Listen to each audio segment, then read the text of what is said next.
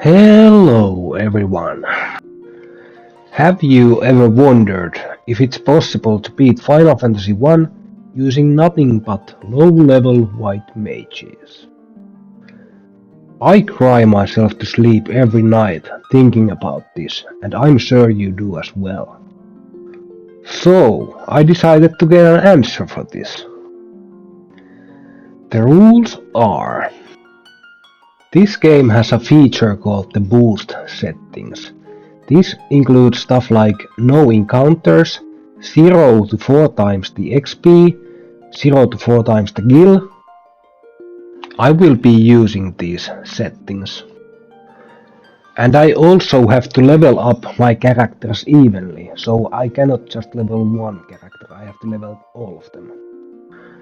And also I am allowed to advance my job to the White Wizard. That's it, very simple. Alright, here we go. I bought better weapons for my characters in the first town, and I ran out of money. So I'm gonna grind on these goblins until I get at least 600 gil to be able to afford the white magic spells.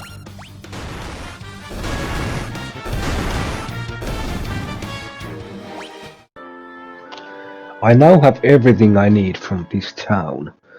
So the next destination is gonna be the Chaos Shrine, where the first boss is located. Alright, the first boss of the game. This boss is actually really easy, but I made it harder for myself because I didn't fight the right spells. I bought Cure. It's pretty much useless because you can heal with potions. I should have bought Blink for every one of my characters because you can only cast it on yourself. What Blink does, it gives you 80 evasion, and that makes a huge difference when you are trying to evade physical attacks.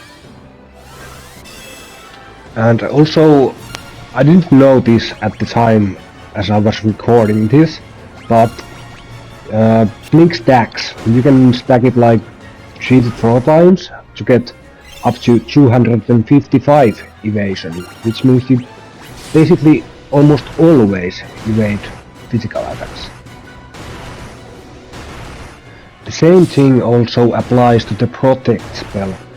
Protect gives you 8 defense, and you can stack it up to 255 defense. This was something I also didn't know. I thought Protect was just a status effect like in most other Final Fantasies. Few minutes later, the first boss is dead.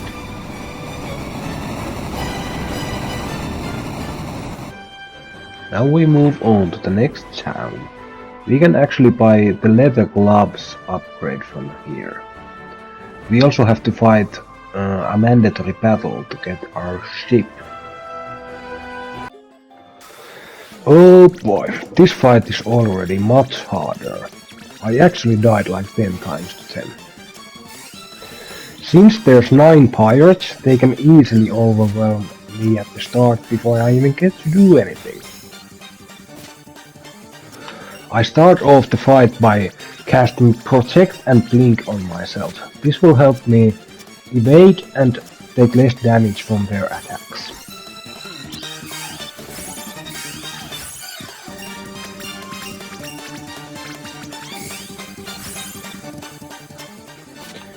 Now I just start to attack them, and if my HP goes low, I'm gonna use potion on myself.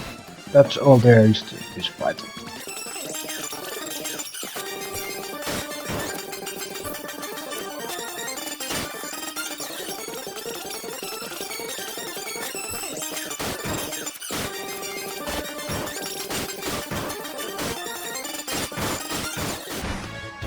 Here we go, we have defeated the 9 pirates.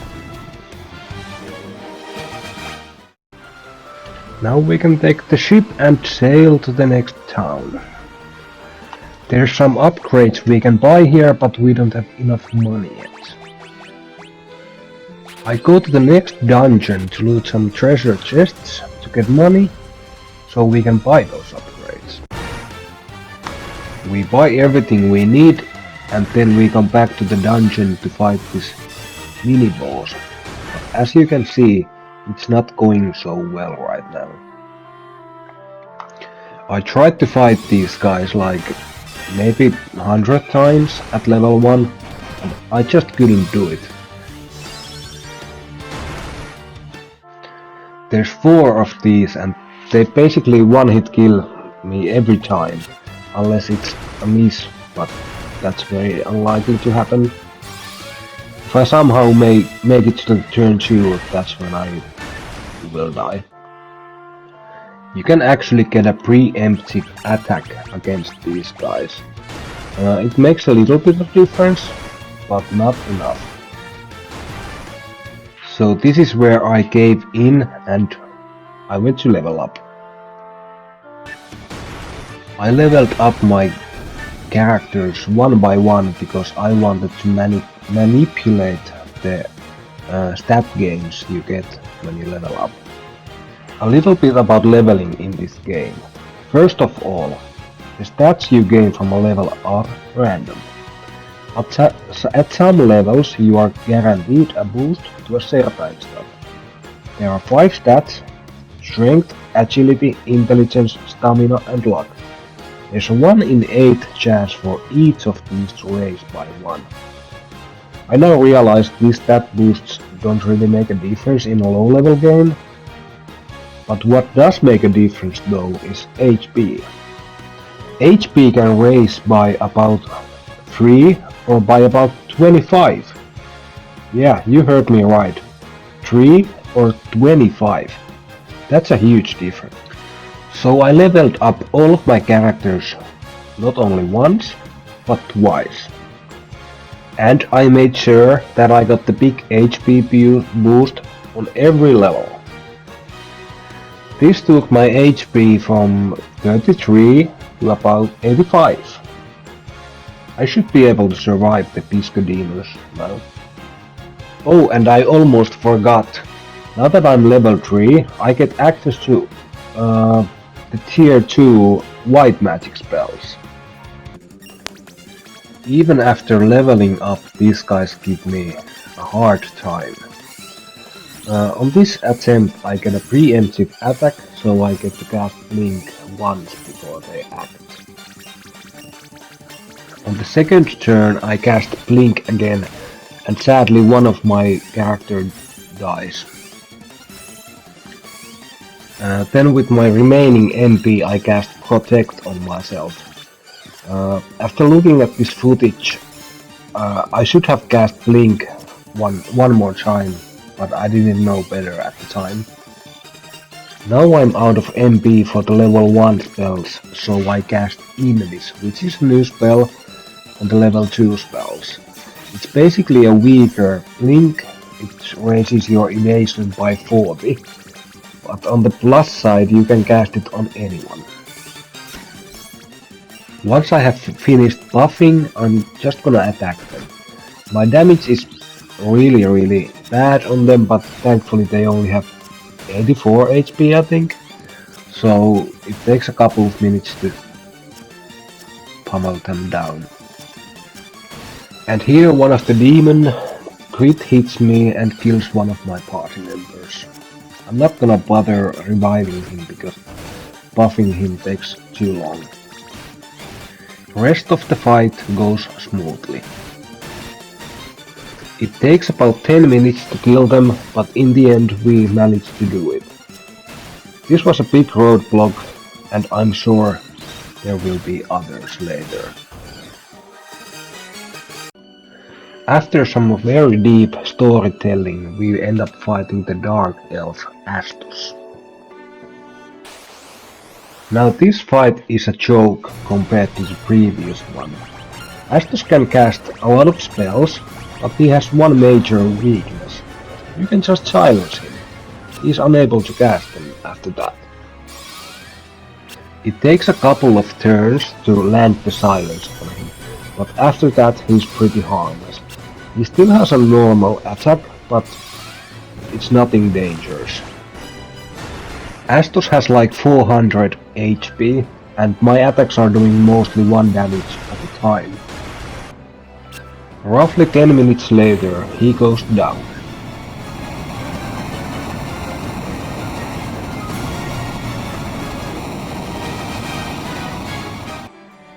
With Astos defeated, we get the Mystic Key. We can use this to open some previously locked chests and get a few upgrades for our characters. We also get to explore a new town. The armor shop here sells silver armlets, which I buy. It's time to explore the Cavern of Earth. This place holds 2 mandatory battles. The first fight is against Vampire. He has a weakness to Holy, and since we are white mages, we have access to the Dia spell, which deals holy damage. It takes a couple turns of spell casting, and he goes down. The game makes us leave the dungeon now to do some storyline events.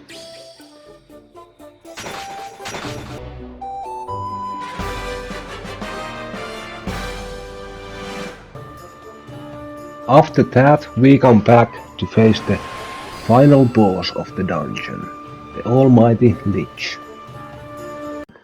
Lich is the first of the 4 fiends. He has a weakness to Holy, so our spells will deal nice damage to him. However, he himself has lots of multi-target spells like Blissara, Fira and Thundara. All of these means an instant game over. And I'm gonna be honest with you. I tried like 100 times and I couldn't get even close to killing him. So I gave up and I went to level up twice. Why twice, you ask? Well, that's because at level 5 we get access to the level 3 white magic. This gives us access to the next holy spell, Diara. My strategy here is to go all out on the offensive spells and hope I can kill him off before he does any of the multi-target spells.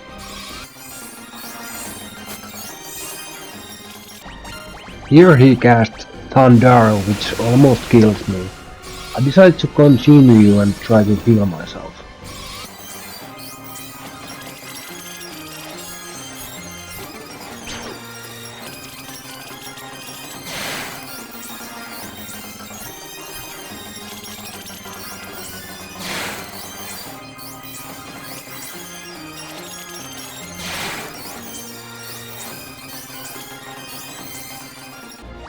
At this point I'm running out of MP, and to restore it I need to start using ethers. I also decide to cast Null Shock, which halves the damage from Thundara.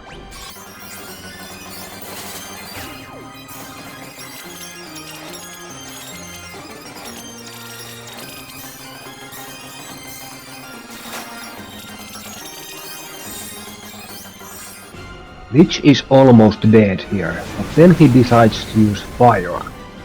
This leaves one of my characters alive with 2 HP. One more Diara and Lich is dead. With Lich gone, we get a canoe. We can also buy new hammers. Time to head off to Mount Gulk, where the next fiend of the 4 fiends resides. There's nothing else interesting in this dungeon. I loot a couple of chests to make money, but that's it. It's time to face Marilith. After fighting Lich, I figured this was gonna be a hard fight as well. I was wrong. Marilith has a weakness to silence, which makes her unable to cast spells. But she will try to use them and waste turns doing so. She does hit pretty hard with her physical attacks, but Blink will take care of that, as they will mostly miss. If she manages to connect and attack, it will most likely kill one of my characters, but I can just revive him and heal him up. After I'm done buffing my characters, I just keep attacking her for about 25 minutes. My attacks will always deal 1 damage unless it's a critical hit, then it will deal like 20 damage. Once I had everything set up, I just turned on the auto battle and did something else for 30 minutes.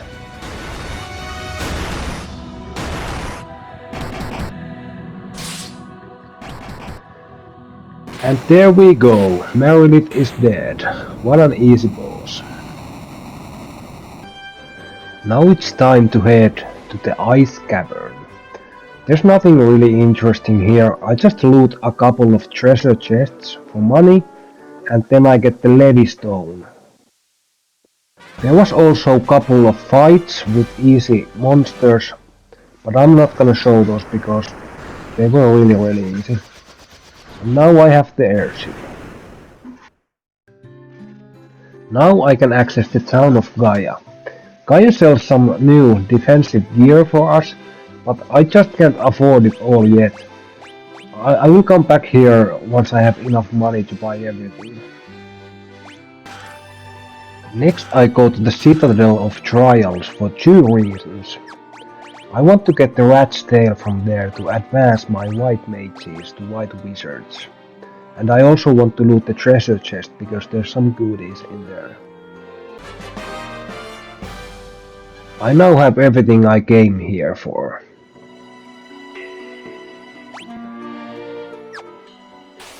I also had to fight a couple of battles here, but they were nothing special. Especially these dragon zombies are weak to holy, so it was just a few spells and it was over. Next I take the rat's tail to Bahamut, which will unlock the white wizard's job for us. This job advancement does nothing for me, because normally white wizards gives you access to higher level spells, but I'm such a low level, it does nothing for me, it's just purely cosmetic. Then I go back to Gaia to do some shopping. I don't quite have enough money yet, but I can sell some of the loot I have, then I should be able to afford everything. There we go, that's everything. The Waterfall Cavern. I come here for 2 reasons. I need a key item from here, and there's a couple of treasures I want to loot. I just need to defeat these weak monsters before I get access to the items I need.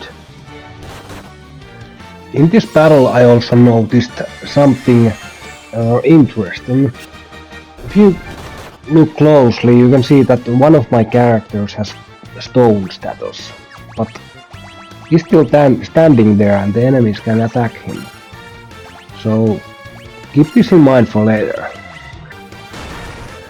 Alright, the enemies are dead. Now I can loot this place.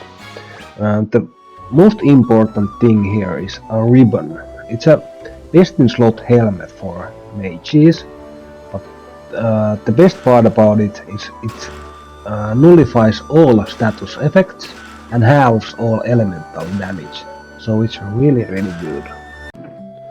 After some storyline events, we end up in the Sunken Shrine, home to the Kraken, third of the 4 fiends. There's lots of good loot here, including another ribbon, 2 light axes, mage's stuff, and diamond armlet, which is a best-in-slot armor for one of our mages. And without further ado, I present to you the Kraken. I'm so dead. This boss seems like almost impossible. Or is it? I was getting really desperate, so I was looking through my items in the battle. Then I noticed something. I have equipment that can cast some spells. First I try the Mage's Staff, which casts Fira. This 22 damage. It's not good, but it's better than 1 damage from my melee attacks. Then I try out the Wizard's Staff. It casts Confuse, and it lands. This means Kraken is confused, and he will attack himself, basically killing himself, slowly but surely. At this point I realized there are more equipment that can cast spells, I just didn't pick them up. Anyways, from this point forward, the fight is really easy. I can land Confuse pretty consistently, and I can just buff myself and heal myself whenever needed. 10 minutes later, Kraken has had enough of this shit and kills himself. That's 3 feet down, 1 to go. With this new discovery with the spellcasting equipment, I decide to go loot some treasure chests that I missed. First off, we go get a light axe. It can cast a Diara, which is pretty good. Next up is the Giant's Gloves.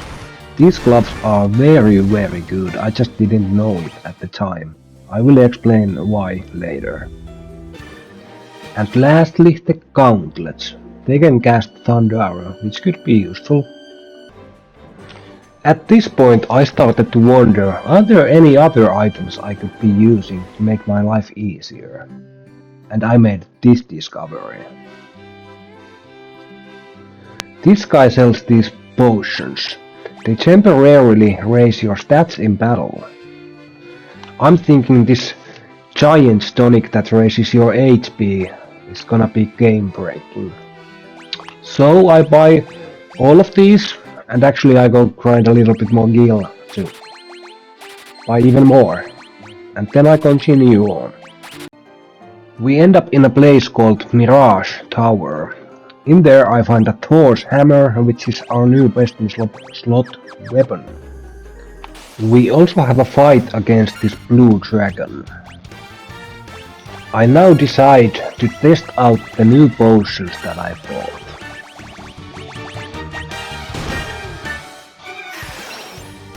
And holy crap, they raise your max HP by 200, and you can stack it up to 999 HP. Next up I'm gonna test the Giant's Gloves that I found. The gloves cast a spell called Saber, and what it does is it increases your attack stats by 16 and accuracy stat by 10. And like with all other buffs in this game, you can stack these status boosts up to 255.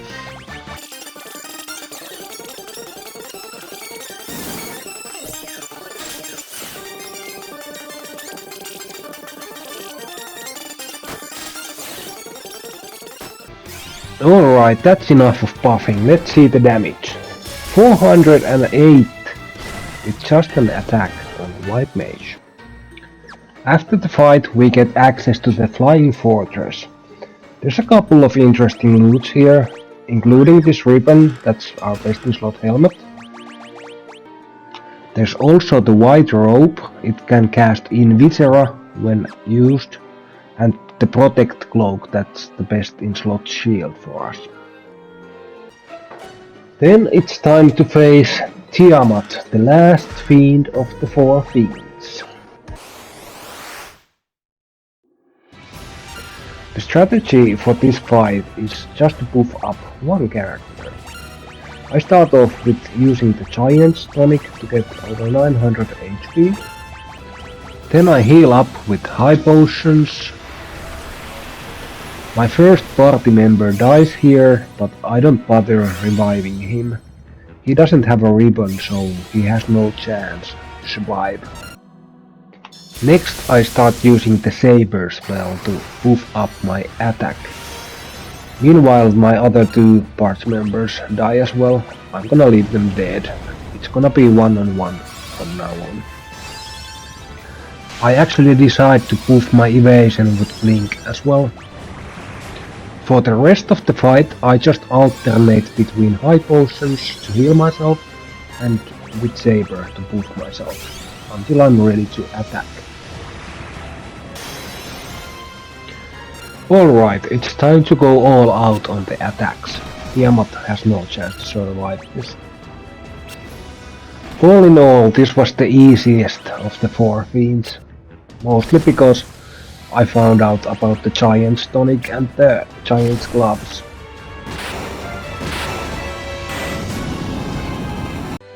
With the 4 fiends down, all that remains is the final dungeon. But first, I want to go buy some more potions. I buy 99 of every potion, just in case I need them. Same thing goes for the other consumables. The final dungeon. This dungeon actually has 5 bosses.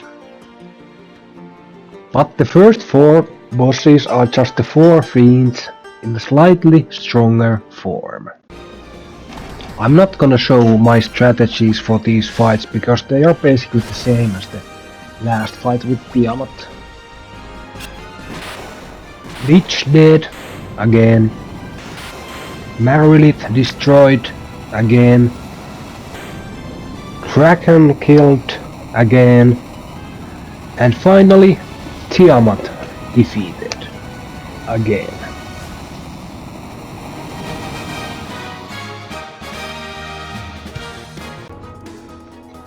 Now there's one last upgrade we need to get before the final boss.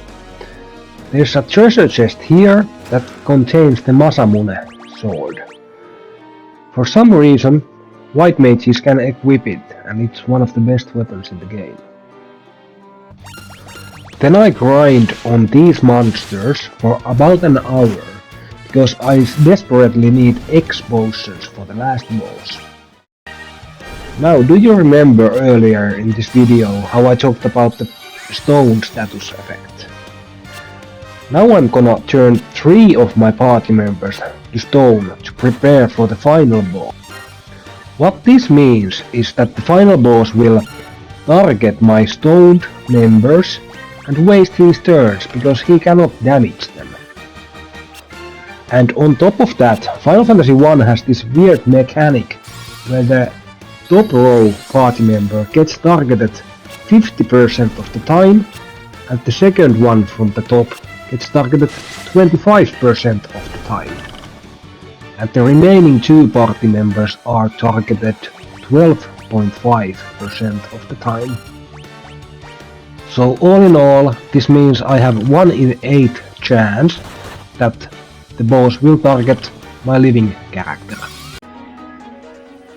Here we go, the last boss of the game, Jack Garland on Chaos.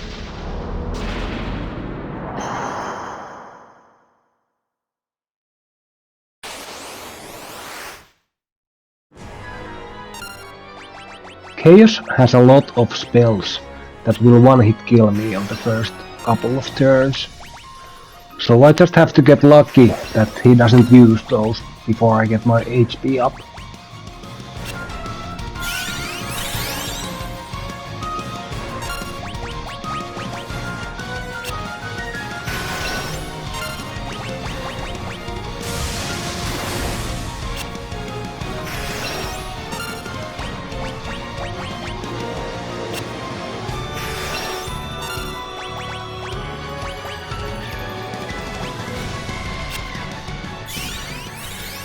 Alright, now I'm max HP, so I'm gonna start using Blink.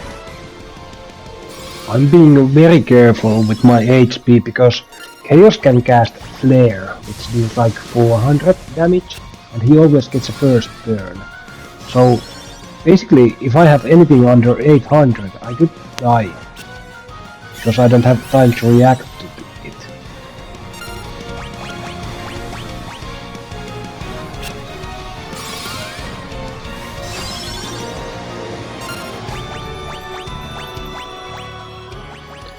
Now it's time to start buffing up my attack with the Giant's Gloves. And I'm gonna speed up the clip here because it's gonna take too long otherwise.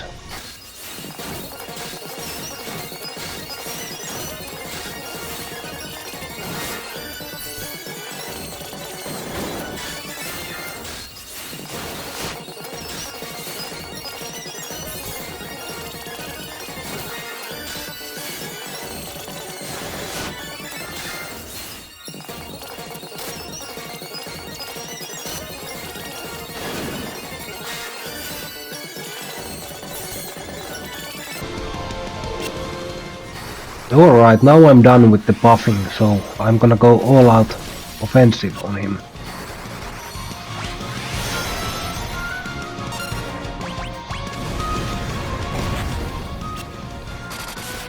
$1800 damage, not bad.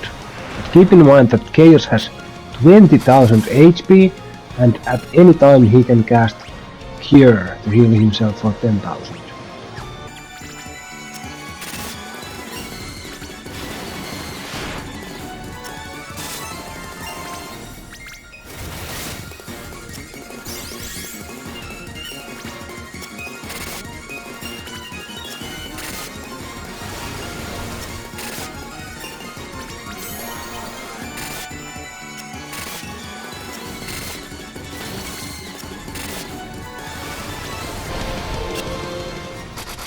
And there we go, final boss defeated at level 5. I got really lucky on this fight, by the way. He didn't cast Flare or Cure once.